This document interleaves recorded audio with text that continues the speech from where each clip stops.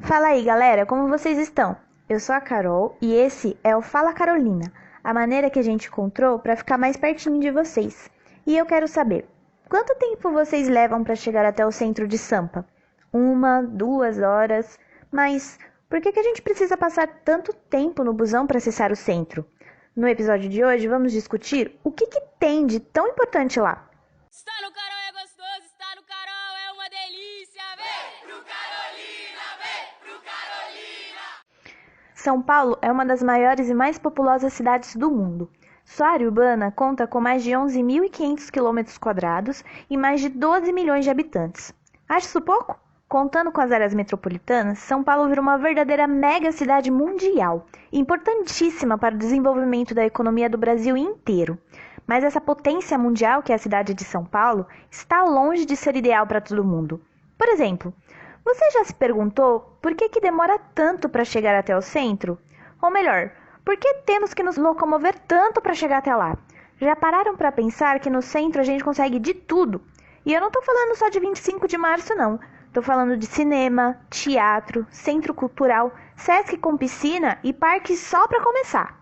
Mas tem também as maiores demandas de trabalho e faculdades, sem mencionar os metrôs, os patinetes eletrônicos e até as yellow bikes. Mas e na nossa quebrada? O que a gente consegue alcançar sem precisar levar 1 hora no busão? O que a gente consegue fazer se a gente só for caminhando? É bem desconexa essa matemática. Isso porque, além de ser uma das maiores cidades do mundo, São Paulo também representa um dos piores planejamentos urbanos. O centro de uma cidade normalmente retém a maior concentração de desenvolvimento urbano. Os primeiros teatros, as primeiras câmeras governamentais foram erguidas lá. Mas o que a gente viu acontecer, e é o que acontece diariamente, é uma apropriação desse desenvolvimento urbano por uma parcela mínima da população, que possui uma maior concentração de renda. A cidade cresceu incontrolavelmente durante todos esses anos, e as periferias não estão no topo das preocupações dos urbanistas e dos governantes. Para eles, é importante apenas que a gente possa trabalhar. Então, criaram uma pá de linhas de ônibus, todas em direção ao centro, porque é lá que os trabalhos estão.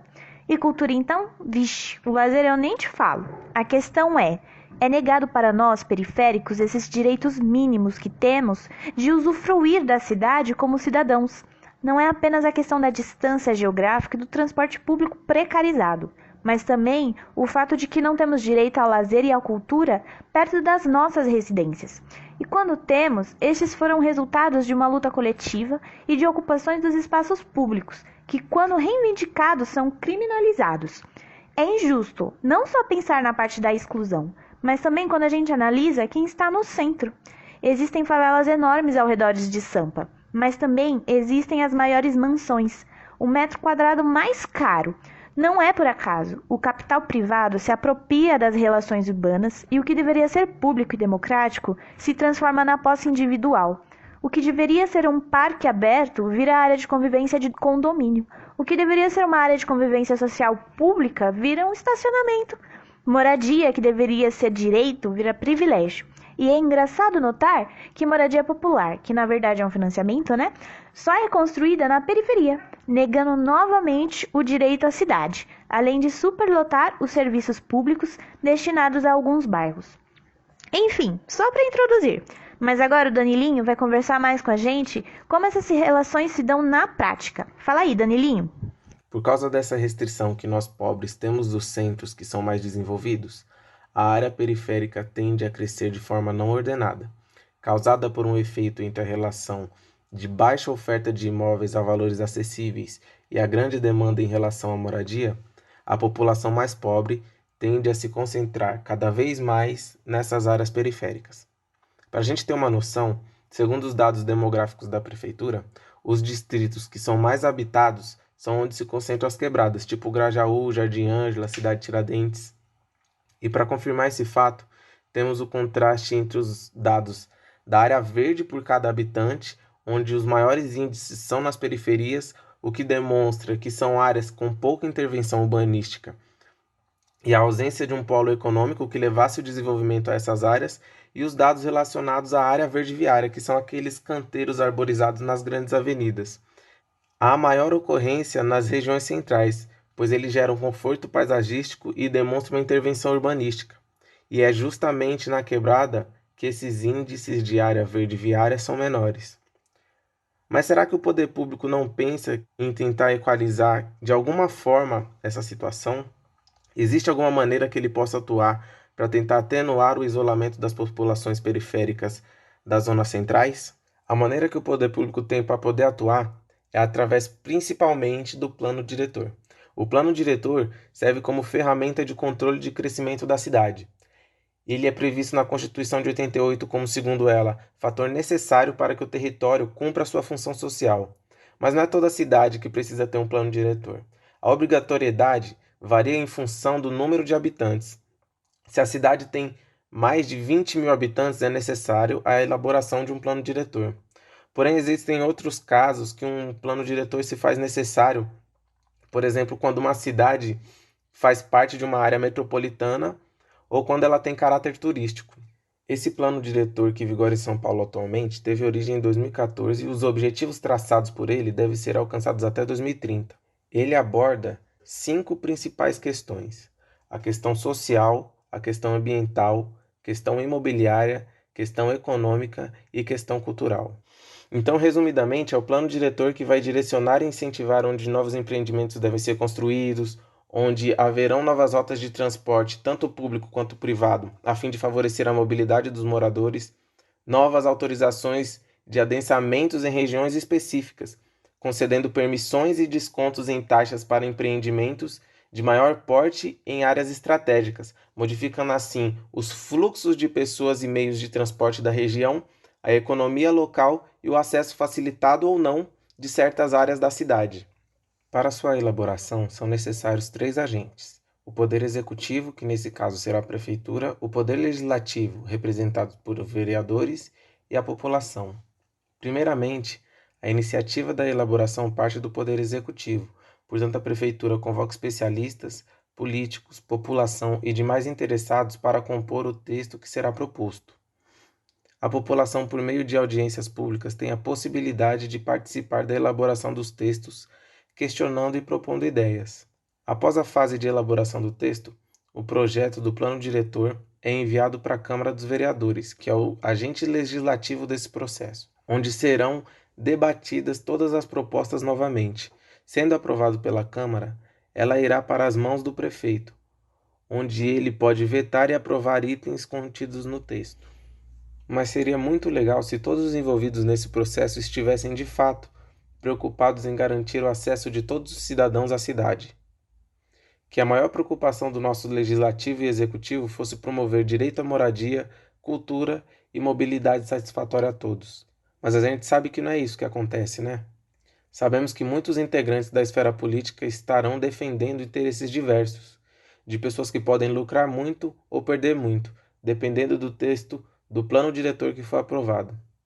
Portanto, vemos que pelo menos 2 interesses estão em conflito. Um que parte que o indivíduo deve ter direito à cidade, que engloba toda a relação entre moradia, cultura e mobilidade de qualidade, e outro, em contraponto, que vai em direção ao maior lucro das corporações e maior poder sobre a cidade na mão do setor imobiliário. Essa relação entre direito à cidade e política é muito importante ser debatida, ainda mais nesse momento. O plano diretor da cidade de São Paulo, redigido em 2014, diz que em 2021 haverá uma revisão do plano diretor estratégico, o que é compreensível vendo que as dinâmicas da cidade mudam com o decorrer do tempo, mas se tornou ponto fundamental de discussão tanto política quanto no âmbito social, pois o prefeito e os vereadores eleitos esse ano serão os agentes que irão poder revisar o plano diretor e mudar as regras, favorecendo ou não interesses que não os dos cidadãos. As funções sociais que o território possui podem ser suprimidas em função da especulação imobiliária. Um exemplo nítido disso é a zona centro-norte de São Paulo, próximo ao bairro da Moca, que no século XX era um bairro industrial, cheio de fábricas que pouco a pouco foram se fechando. Hoje, o bairro é composto de vários galpões abandonados que são muito cobiçados pelas grandes construtoras, por ser um bairro próximo ao centro da cidade e de grandes eixos viários. Moradores de rua e ONGs relacionadas ao auxílio dessas pessoas sofrem constantemente uma pressão das associações de moradores, com o intuito de afastá-los do bairro, pois assim haverá uma valorização do bairro e consequente valorização dos seus imóveis. Pior é que vemos incentivo para essas práticas desde o âmbito federal, com a extinção do Ministério das Cidades pelo atual governo. Ministério esse que tinha como objetivo a diminuição das desigualdades sociais e a transformação dos espaços da cidade em lugares cada vez mais democráticos. Isso é um sinal de que nosso atual cenário político ele não está preocupado em fazer justiça social, tanto que acabou com uma das ferramentas para isso de forma muito simbólica no dia 1º de janeiro de 2019, o seu primeiro dia de governo. Oi, eu sou a Paulinha, colaboradora do Carol, e vou dar continuidade nessa conversa com algumas perguntas. Porque, afinal de contas, a cidade é para quem e para quê? Que cidade é essa que não está preocupada em diminuir as desigualdades e que parece fazer questão de até acentuá-las cada vez mais e retroceder no que estava avançando? Como com a integração do Vale Transporte e do bilhete único ou a diminuição das cotas para os estudantes e os vários bloqueios por supostos usos indevidos. Por que as pessoas pobres continuam morando em moradias irregulares ou ilegais? Essas perguntas têm respostas, e as respostas estão intimamente ligadas à relação de poder entre quem governa e para quem essa pessoa governa. Por isso, a análise e a lembrança de que os problemas de moradia, cultura, lazer, mobilidade, meio ambiente, saneamento básico, água potável, segurança, acesso a bens e serviços e qualquer outro problema que se relacione com o direito de usufruir o que tem na cidade não são problemas físicos do espaço, são problemas políticos da maneira que a cidade foi sendo construída pelas pessoas que estavam no poder e na maneira que elas olhavam para os pobres e como a periferia ia se desenvolver. Ou melhor, será que olhavam? Retomando o que a Carol falou lá no começo, o plano nunca foi que tivessem pretos e pobres usufruindo de música clássica na Sala São Paulo, ali perto da Estação da Luz, frequentando teatros ou então até mesmo estudando na USP. O plano era continuar mantendo a elite financeira como também uma elite intelectual da cidade, fazendo a manutenção de um espaço de cidade onde pobres e periféricos só adentram para trabalhar e, por isso, não se reconhecem nesses espaços como pessoas com direito a lazer, transporte e educação de qualidade, por exemplo. Viver um marco histórico é bem mais complicado do que imaginávamos quando víamos as tretas pelos livros de história. Quero só ver a trabalheira que vai dar para explicar de 2018 para frente. Mas, por mais que esteja complicado acompanhar todos os acontecimentos, não podemos perder as esperanças, porque quando falamos em direito à cidade, as eleições municipais constituem uma oportuna ocasião para identificar o compromisso e a vontade política dos candidatos na construção de agendas que contemplem políticas públicas de planejamento urbano e suas articulações com a proteção ambiental, planejamento territorial, moradia e que, de forma articulada, sejam vetores do avanço da democratização da gestão, não só das cidades, mas do Brasil, e que isso contribua para tornar nossas cidades mais humanas, justas e sustentáveis. Mais de 85% da população brasileira mora nas cidades, cujas desigualdades territoriais sempre existiram e vêm se aprofundando nos últimos anos. O que podemos ver claramente no enfrentamento da questão urbana no contexto da pandemia de Covid-19, onde temos em São Paulo, por exemplo, maior número de mortos entre as pessoas periféricas do que entre as pessoas que moram nas regiões centrais da cidade. Por isso, as eleições municipais de 2020 certamente colocam em evidência o contexto do enfrentamento territorial da pandemia e o contexto que pretende se seguir para a retomada das atividades no pós-pandemia, e os grandes desafios que ela coloca para o campo de política urbana, acentuando distintas dimensões presentes nesse debate, que não podem ser ignoradas pelos atuais candidatos, que vão ser futuros eleitos, inclusive levando em conta a territorialização cada vez maior das políticas públicas.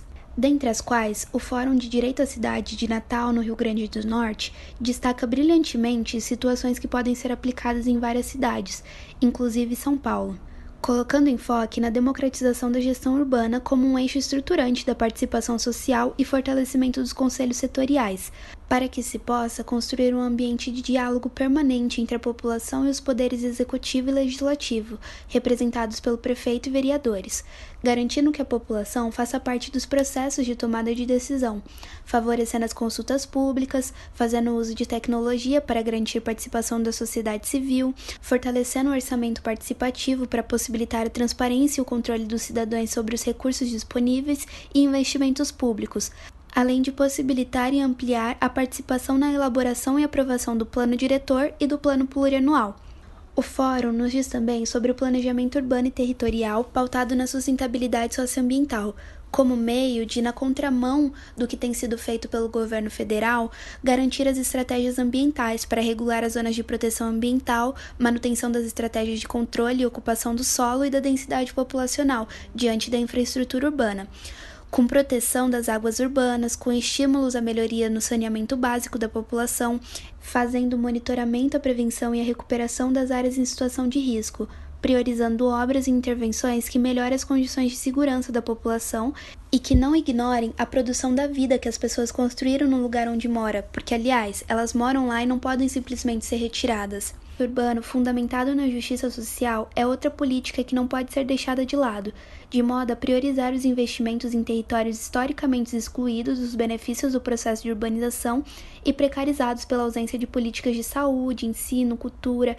esporte, lazer, transporte e moradia digna, garantindo que esses itens citados sejam democratizados para garantir a permanência das comunidades tradicionais e de assentamentos, implementando políticas fundiárias que potencializem a identificação de vazios urbanos centrais para a construção de novas moradias ou a adequação de prédios abandonados para fim de habitação de interesse social, cuidando da população em situação de rua, das comunidades tradicionais, grupos de refugiados, da população LGBT em situação de vulnerabilidade, dentre outras coisas.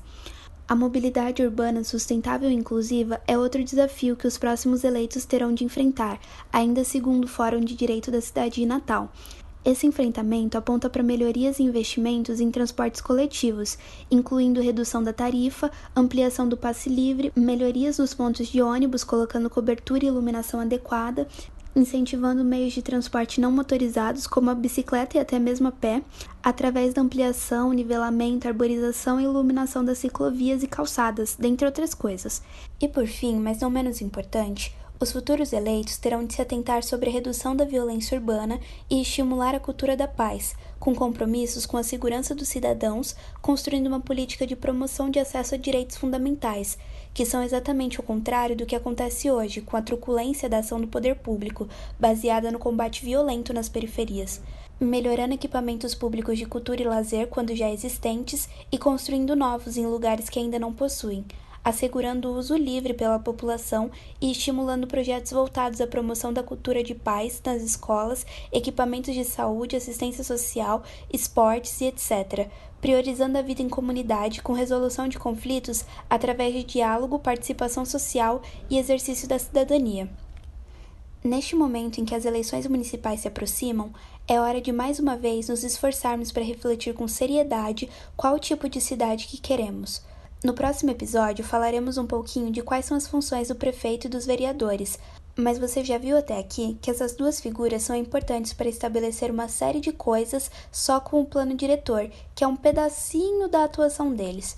Por isso, procure ler os planos de governo, se informar sobre as carreiras dos candidatos, onde moram, quais os interesses particulares deles na política, o que eles vêm representando até aqui.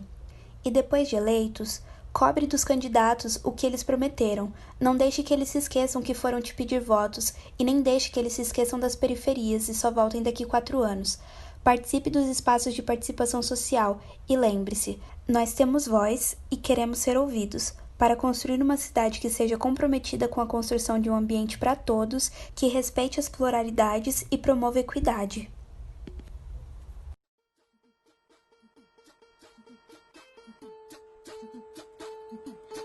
Opa! Curtiu o episódio de hoje? Deu para entender a importância da gente pensar bem na hora de escolher em quem a gente vai depositar o nosso voto e de como os vereadores e prefeitos têm o poder para transformar nossa cidade em uma cidade mais acessível e democrática? Lembre-se que pode sempre contar com o Carol. E se precisar de qualquer ajuda nos estudos ou trocar uma ideia mesmo, é só mandar uma mensagem pra gente. E não esquece que a gente está tendo aula online aos sábados, então segue a gente nas páginas do Instagram e do Facebook para ficar por dentro das novidades. Até a próxima, galera!